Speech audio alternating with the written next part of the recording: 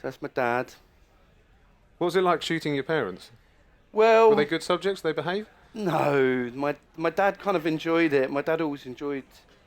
He was like, I used to say he's like Des O'Connor. I don't know if people know who Des O'Connor is, but he'd come to my private views and be like Des O'Connor, like showing everyone around, and he's very proud of me. And my mum was just, she was the one that kind of gave me the belief in do what you love. Don't do stuff just for the money. Yeah.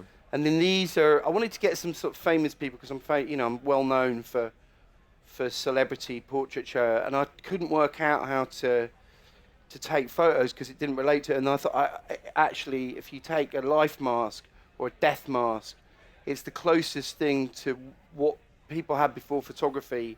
So you take a cast of someone's face, that becomes a negative, and then the positive is the mask. Can anyone guess who that is? Does anyone know who? I'm pointing down there. That's where I can see it, but you can see it over there. It's Joanna Lumley.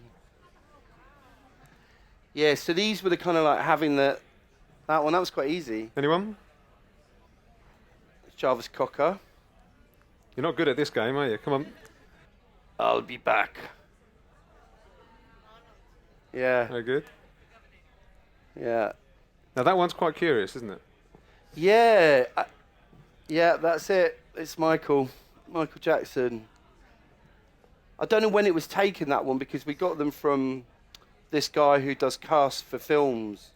Some of them we got done for the project, and some of them, yeah. So I don't know when it was made, but I never see it. Everybody else sees it straight away. But he looks like a child. He does look very childlike. Weird, right? And then we've got a few others that are the cast.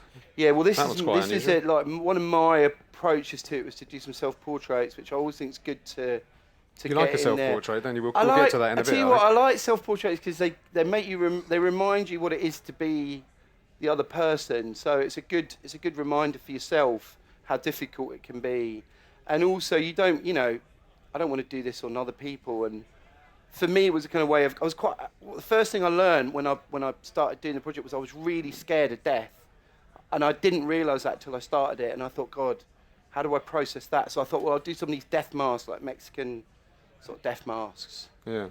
And that was that one. And this is a professional mourner, so this is in Ghanaian culture. They pay people to come to the funeral, and you have to pay at the funeral, and you're kind of named and shamed unless you put some cash in. But they hire professional mourners to come to the funeral and go, whatever, Rankin, we'll